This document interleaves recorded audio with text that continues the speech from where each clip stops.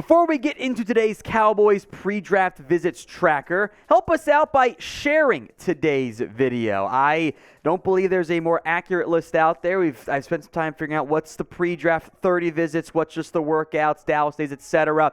But nothing helps us more than when you share videos here at the Cowboys Report. It's Facebook, Twitter, Instagram, sending it to a buddy, whatever. We appreciate your help, so help us out by sharing today's video on the Cowboys Report.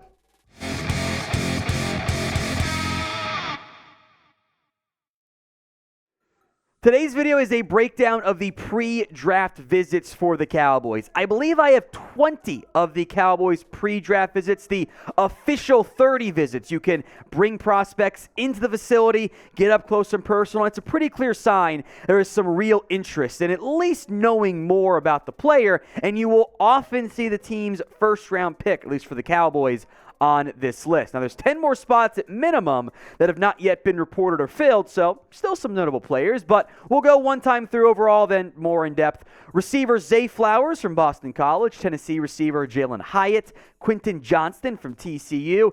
Jonathan Mingo at Ole Miss was not specified as a official 30 visit. It was just visiting Dallas. I think it was more than a workout, so asterisk that one, but he's on here for now.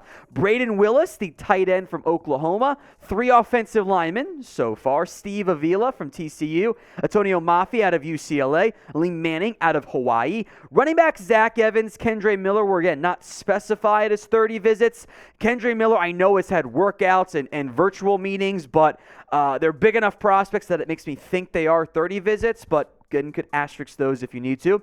Jaquelin Roy out of LSU. Tyler Lacey from Oklahoma State. Now, he is Dallas Day eligible. I'll explain what I mean by that in a little bit here. But the report specified 30, so I'm going to assume it's that. Linebackers Trenton Simpson, DeMarvion Overshone, and Liberty linebacker, really more edge, Darrell Johnson. Edge, Will McDonald, who I know Dan Quinn likes a decent amount. B.J. Thompson from Stephen S.F. Austin.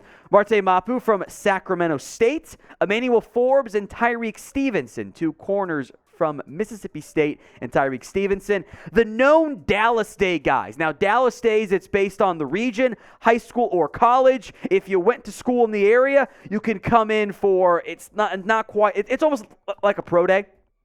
And you could always get grabbed for a physical potentially. So local guys that the Cowboys can get to know better. Logan Bonner and Clayton Tune. I believe Clayton Tune is a Dallas Day. It might have been a different workout on a different day, but the NFL will also give you some flexibility of, I can't make Dallas Day. I've got, the Houston Texans local days the same time since I went to school at Houston. Can I come in a different day? And the NFL will sometimes allow that. Clowney Harris from Oklahoma Baptist. Malik Knowles from Kansas State. Marvin Mims was there. Xavier Gibson, Alan Ali, Calvin Avery, fun fatty out of Illinois. Robert Barnes, D. Winters, Jimmy Phillips, Travius Hodgins Tomlinson, Tanner McAllister. This has been reported as a 30 visit. I don't believe that it actually is. He's from Rockwall, much like Jackson Smith and Jigba, who I don't think he actually came but was eligible. I think that's actually a Dallas Day visit for McAllister. And punter Michael Turk. So smaller guys that are at least worth mentioning. In depth on those guys coming, but first, what's your confidence level in the Cowboys drafting just overall? Scale it for me from 1 to 10. It's the pinned comment on today's video. So if the ad break comes here on YouTube, take advantage of it. Head down there and let me know. Let's go in depth here. We're going to begin with the big 3 wide receivers. Zay Flowers, Quentin Johnston, Jalin Hyatt. There are other receivers the Cowboys have shown interest in, but these were the 3 official visits, and those are 3 guys that I think if you want him, you got to take him in round 1. Flowers is there are 3 different play styles too. Flowers is undersized, but very productive despite bad quarterback play. Quentin Johnston is the biggest guy of that group, but doesn't always play like the biggest guy. And Jalin Hyatt is the speedster. So there is clearly some interest in wide receivers from Dallas this year. Jonathan Mingo out of Ole Miss did not put up the most impressive production, but 861 yards. I like him more as a maybe 4th-round selection for Dallas. That early day 3 range, I think, could make some sense. Now, Brayden Willis is the only tight end the Cowboys brought in that we know of on a 30 visit, but I will make note there's at least 10 spots we don't know about there. There could be some tight ends in that mix. Maybe we'll find out some more in the coming days. And Dallas had a lot of combine focus on tight ends. So maybe they feel like they checked off that box from that standpoint. Now, the Cowboys draft hats are out currently. Chatsports.com/Cowboys draft. Links in the comment section and the description of today's show. Go check it out. They've got the stone and the navy and the all navy with the silver lettering for Dallas and Cowboys. Awesome hats this year. Go get them today. The link again in the comment section and the description. Chatsports.com/Cowboys draft. Steve Avila out of TCU is a very real contender to be a first-round pick for the Dallas Cowboys. Wouldn't be overly mad if he was the selection. I'm going to have O'Cyrus Torrence higher, but if you want a left guard and a slightly better athlete, you can make a very convincing argument that, you know what, you're probably better off going with Avila. Offers more positional flex. They're not going to be that differently graded, so I wouldn't be mad at that one there for Avila out of TCU. Dallas has some interest in the TCU boys this year. Antonio Mafi was a non-combine invite, so I think Dallas wanted to get some more information there. Bigger bodied guard, one of the better day 3, I think, picks there. Ilm Manning's an interesting one. Was not really on my radar in like I call it the top 100 radar until like around this time I get to non-top 100 guys. I just kind of whip through them. Manning, a Hawaii tackle, going to play inside per his own words there. Quite a few draft visits for him, so teams trying to get a feel there. Running back-wise, you've actually got technically 2 TCU backs because Zach Evans was at TCU, transfers, and Kendre Miller, who was one of the younger prospects this year, had a significant breakout year. I do believe the Cowboys like Miller a lot. Depending on how the running back draft board falls, either of these guys would be awesome 4th-round picks for you, but we'll see how it all plays out. Could also be 3rd-round contenders, and again, several open spots. I don't know if we're going to get the same just here's the visit leak that we had a couple of years ago. Now, if we do get the visit leak, we're just going to put it out there and break it down in depth. There might even be some, every now and then you see some guys not able to make it. It was a reported visit that was going to happen, and they don't come. But we'll keep you guys covered on all the latest with the Dallas Cowboys, so make sure you're subscribed. Hit that button, all for free, right here on Chat Sports. Jalin Roy at LSU had never quite lived up to the hype for the Tigers, but that is a fairly significant option for the Dallas Cowboys as a defensive tackle. He and Tyler Lacey, 2 different styles. I think Lacey is he's weird. You would think he kind of plays some base end at Oklahoma State. You would think that he would have had more success winning with power.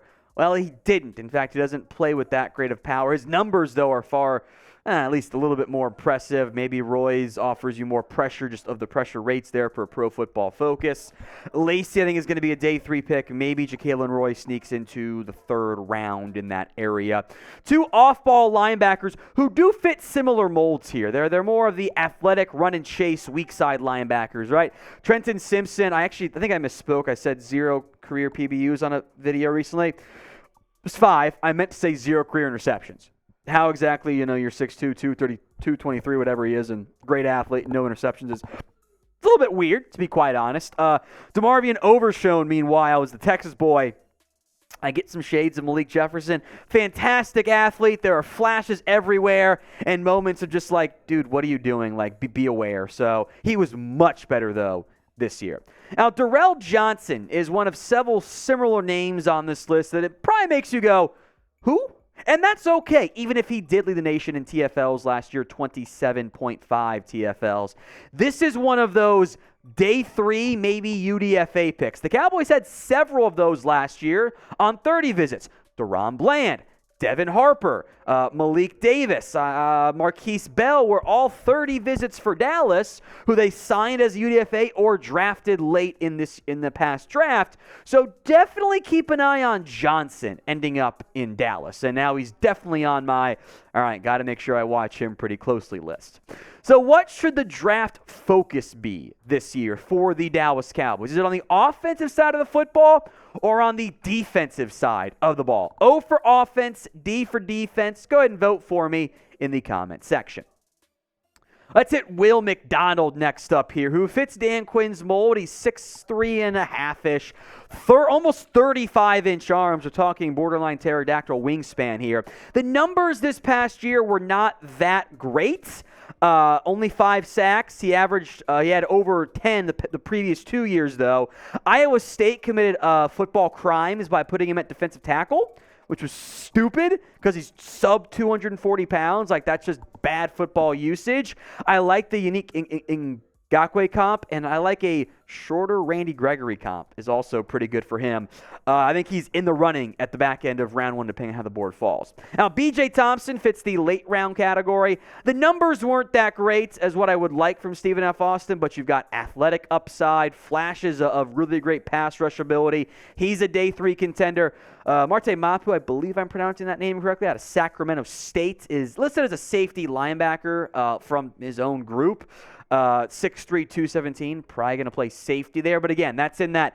Cowboys like those. It's the Marquise Bell, Curse Wilson type of molds there. At cornerback, Emmanuel Forbes, who I love, but is 166 pounds, and that's going to scare people. And I wonder if they almost want to just get an up-close look there. I originally had my player comp as Dominique Rodgers-Cromartie, who has almost 20 pounds on Emmanuel Forbes. I'm going to go with liposuction to Aqib Talib now, beyond just Slender Man moving forward. Tyreek Stevenson, Georgia to Miami transfer, probably would be in the day 2 running. Some think he might move to safety, which I don't hate that idea, by the way. So name a player you guys want to draft. Any player, any round, drop that preferred prospect for me in the comments section. I'll go quick here on the other Dallas Day visits, the guys that stand out. Obviously, Marvin Mims. Would love him in the 3rd round if you could get him. I think that'd be a fantastic value. I actually like Clayton Tune a little bit more than I thought I was going to. I was pretty intrigued by him. He's a good athlete, by the way, really good athlete. I think be a great backup pick. I think Calvin Avery would intrigue. Robert Barnes tested very well at the Dallas Day, so that could be a viable UDFA or late round pickup. THT, Travius Hodgins Tomlinson. Yes, that is LaDainian's nephew, by the way. Super undersized. That dude's got the dog in him, so I don't know where he ends up going. It defies the Cowboys' typical stereotypes of loving length at corner. He's a damn good football player. There's a punter in there, too, which, he's a punter, whatever.